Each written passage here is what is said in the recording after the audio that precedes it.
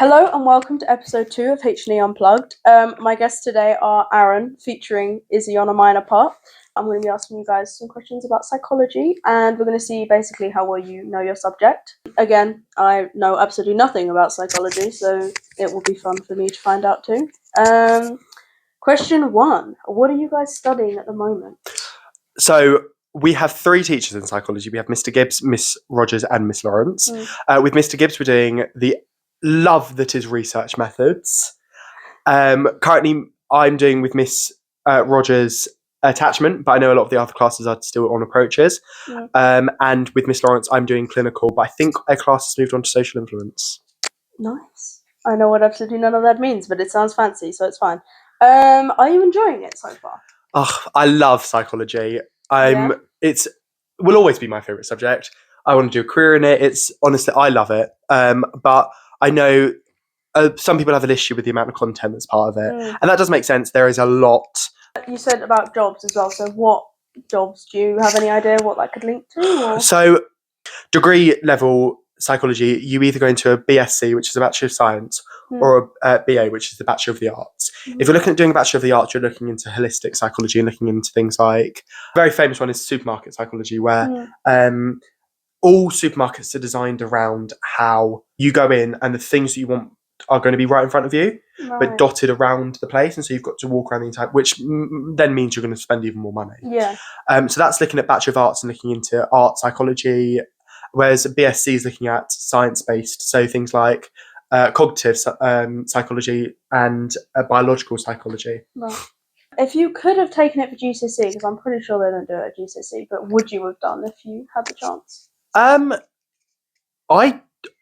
would like to say yes, but probably not, actually. I probably would have. I went very artsy and very art-based. My plan before induction days and things was to do sociology over psychology, because I was like, psychology is a science.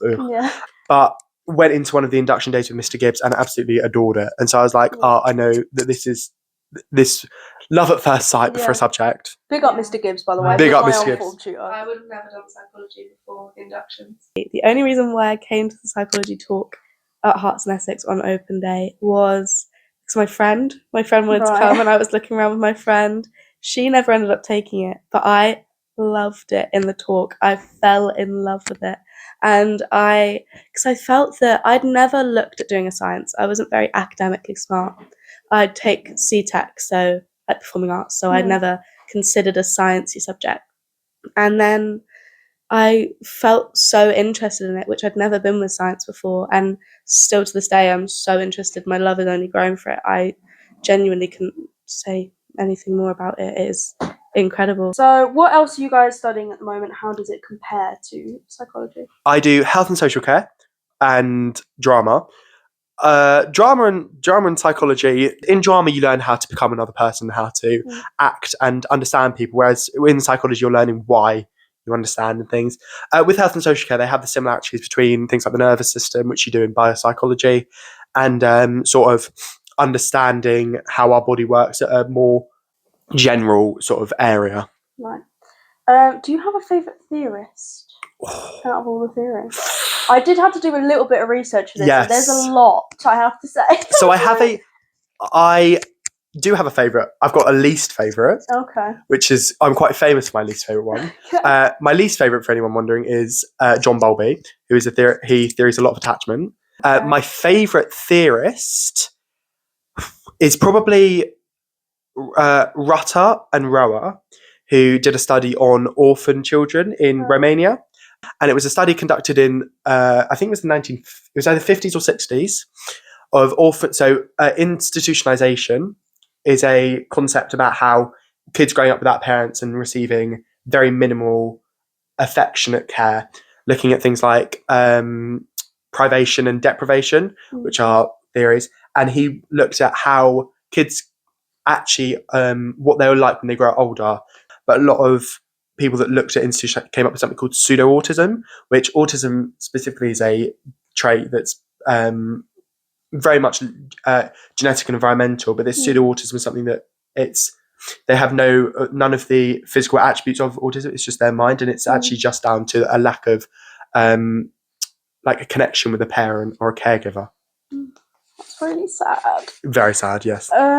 Right. A lot of people seem to think that psychology makes you kind of hyper-analyze things and get a bit in your own mind. That's definitely like a thing that I've seen around. Would you say that's happened to you, or? I would say yes for you.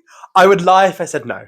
Psychoanalyzing and delving into one's psyche is a tool that most people should learn to do. It's something that I believe PSHE tries to do, whereas psychology takes it to a new level, because to understand your own mind is a very difficult concept and something that it's not easy to do. Yeah. From a younger age, being able to understand not only your mind, but the minds of other people is something you can use to help boost people's confidence. Yeah. I like to find out what's wrong with people first, and that's very much based on I'm just interested to know what the person's going through, which is definitely something to do with psychoanalyzing someone. Yeah. Doing psychology, it will give you the chance it will give you a different view on people than I'm not going to sit here and say it's always positive. A lot of the time there's a negative aspect to it, but it's definitely a way that you can understand people a lot better.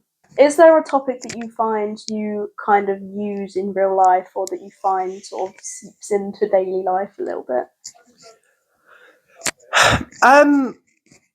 You can say no. Yeah, by the yes way. yes and no.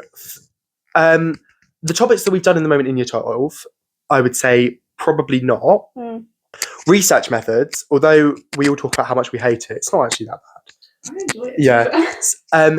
There's an element to it that you use it in pretty much any other subject you do. If I had to pinpoint one that we use in everyday life, it would be approaches. Approaches really tells us about behaviour and how we actually do those things. And so like how we build our own characters just through either imitating of someone, or is it something that's biological? So things like that. I would say yes. I think especially approaches, because I'm a gymnastics coach and like for little kids, so a lot of the way that like they're taught, they learn from other people, especially with like role models and stuff like that.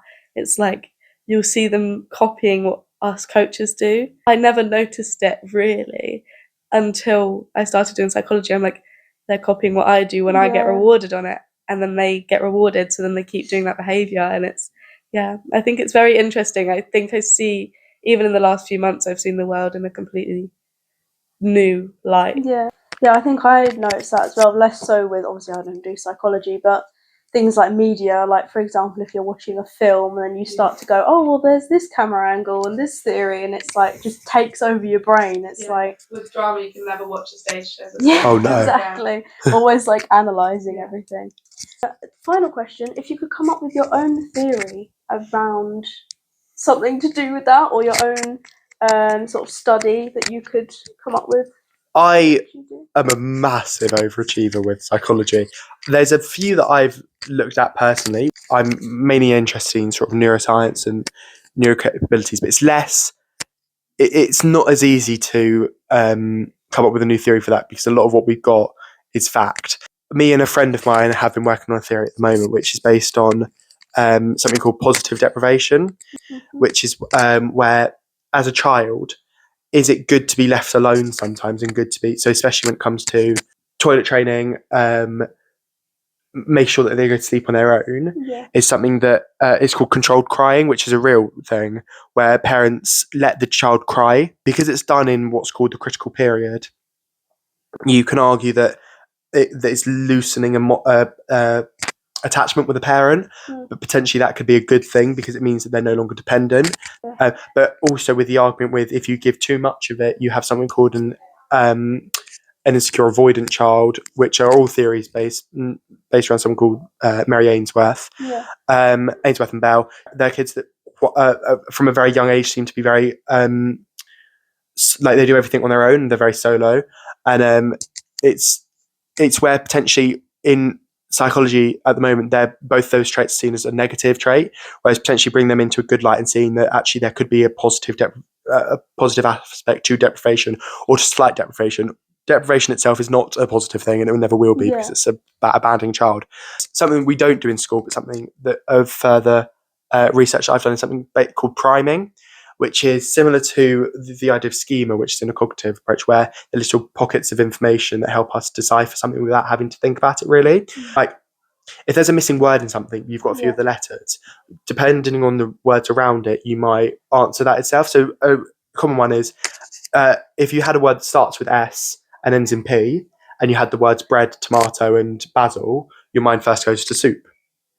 Whereas with S, same with first letter being S, last letter being P, if you had shower, bath, and shampoo, soap. Yeah. That's